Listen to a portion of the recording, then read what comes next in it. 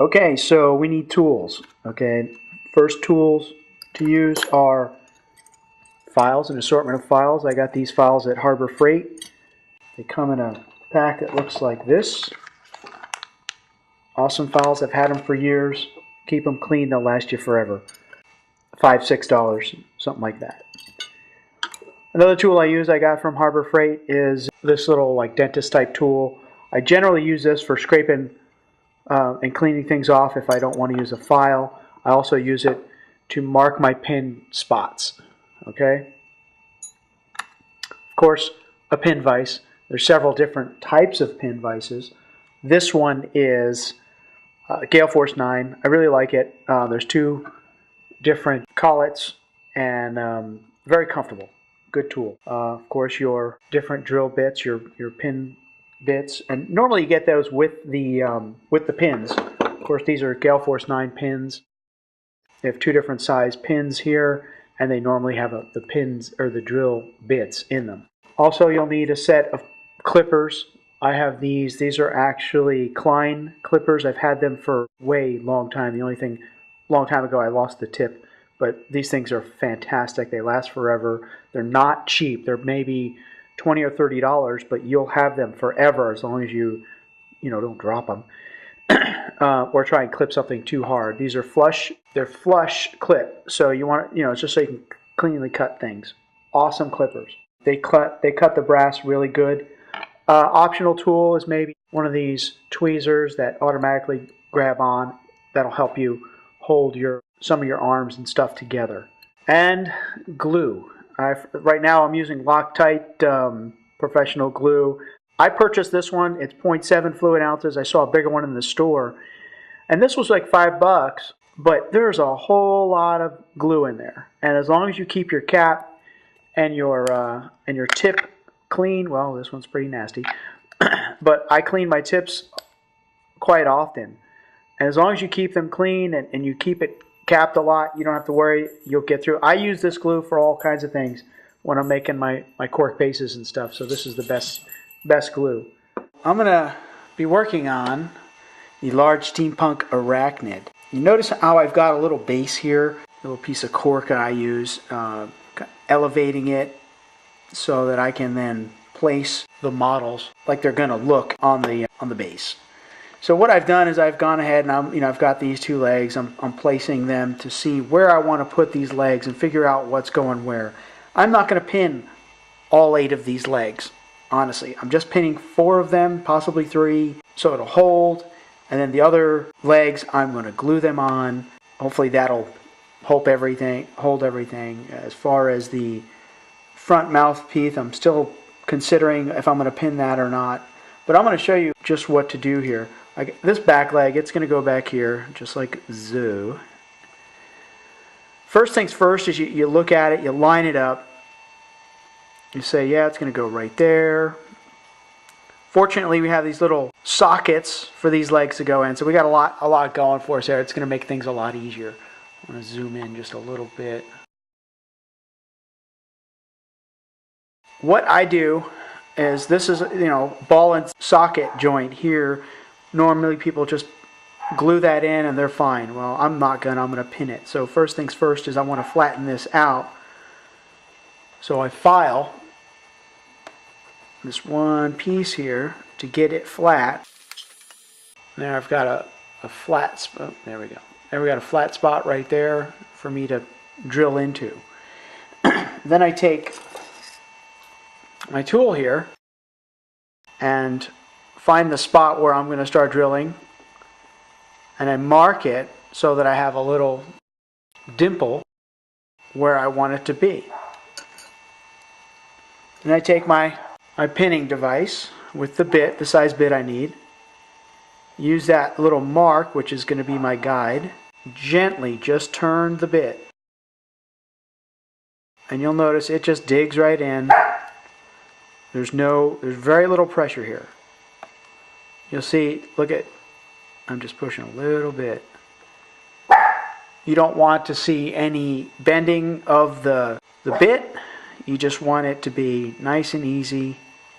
Pull it out every now and then, kind of clean off your bit. And I like to go in, depending on what it is, I'm going to go in just about that much. Just enough for the pin to sit in there without me holding it. I mean, that's the biggest thing is, yeah, it's going to make the model more stable, but the biggest thing for me is, once I glue the pin into this piece, and then trim it, and I've got the hole on this piece, at that point, I can leave it.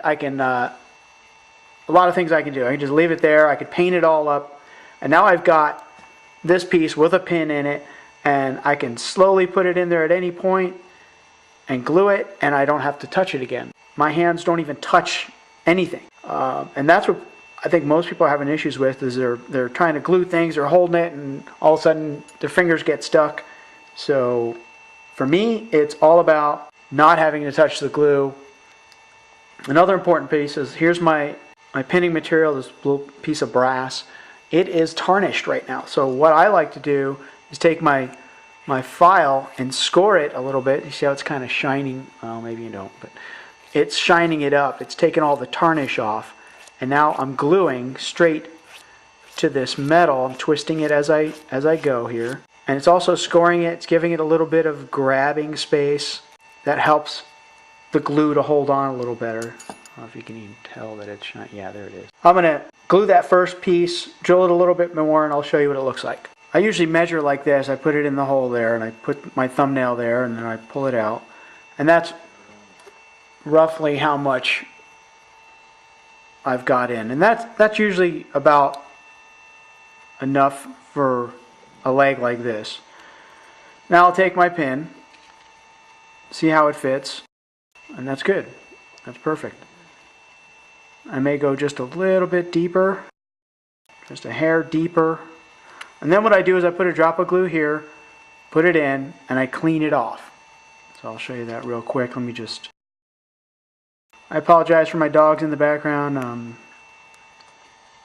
I don't hear them, but I know you guys do. So here we go. Taking my glue, twisting that off. Put just the tiniest of drops on there. I mean, literally, really tiny. And once I put it in there, I usually take a piece of sponge like this, dry it off, and then I let that dry.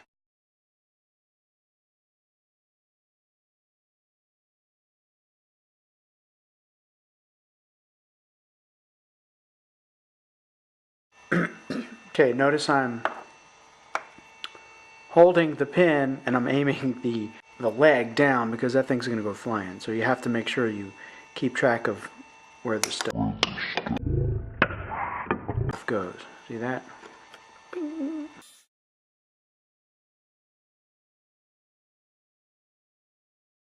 Okay, just a drop of glue like that. Put that in. Remember to clean it off. Because if you let that dry, it's going to have a drop of glue there, and it's not going to have a good connection. 3 of the 4 legs pinned. 1, 2, 3. Now I'm going to drill the hole in the body. Now I want I'm going to check my angles. I basically want this leg way back here to give room for the other legs. So I got to make sure I check my angles when I drill them. So I'm going to drill the 3. Drill this one first. I'm going to leave it right here on this cork.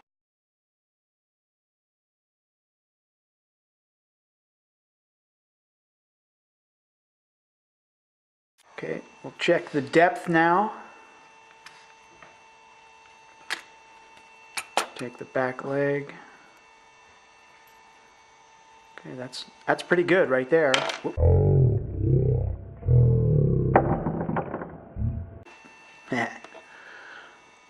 No need to fear. Alright, so that's the first one. That's how that one's going to look. I'll pull it out and go for the second one. Kind of remember that angle I want to get. Actually, this one's got some stuff in there, so I'm going to give it a little bit of a guide. And all this is doing is just kind of putting a mark, a little divot there, so that when the the pin goes through, it's got a starting point.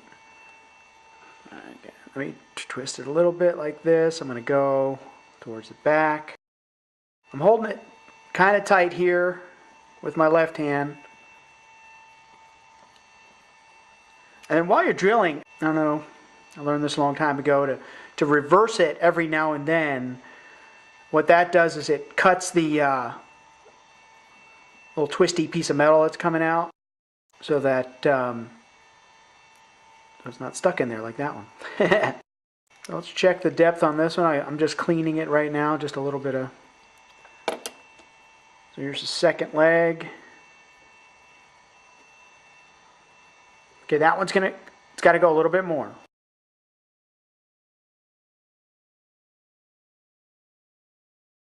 Generally, I go until I see a little sliver, and then I pull it out. Go ahead and go back, and we'll try it again. That's about right. So now I got 2 of the 4, or the 3, excuse me. Now another thing I can do is I can actually take long nose pliers like this and give the pin just a little tweak so that it may change my angle a little bit. So the third leg I'm going to put on this side right here up front, just like that. And the fourth leg, I'm going to grab one of these legs and I'm actually going to put it at a different angle. I may actually bend the pin a little bit to make it look like it's reaching forward type look. That's the way I wanted to do it. So let me pull these out. I'll drill this last one. And the reason why I don't drill all of these, because they're all so close together, you're not going to be able to pin all 8 legs, at least not with a good chunk of pin, because they're all going to touch at some point. So, you pick and choose. I think the next one I'm going to pin is the second leg right here. I don't know. We'll see. Just to be different. Front leg. See if it fits. So now I should be able to put all these in. Get an idea for how it's going to stand.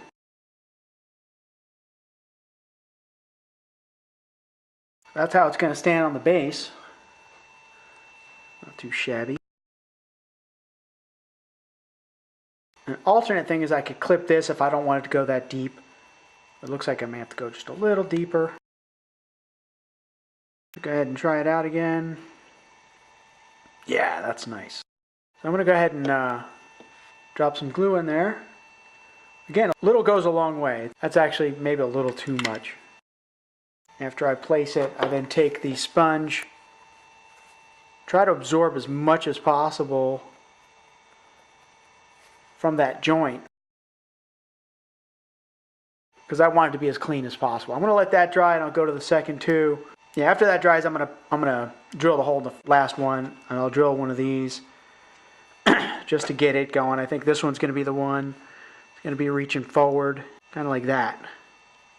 That won't be a supporting leg. I think I may put another supporting leg right here, depending on how deep this goes and how well that goes. So this last leg, it's a front leg, and I kind of wanted there to be an angle because I can't really drill the hole really well here. So what I ended up doing was I'm bending my pin just a tad bit so I can get an angle. You want to do it before you put it on or glue it to the model, just because the white metal here is a lot softer than the brass. So if you put it in there and try and bend it, it'll bend the white metal first. So just a thought when you're putting in thin spindly bits like this. I want it to be this way because I want the angle to be more forward. Clear away the excess. That should have a pretty cool look to it. I've already drilled the hole here. It's not going to take long at all to dry. You can see the angle that it's coming up at. It should look pretty rocking. Once I figure out how the base is going to look like, these all always look pretty cool.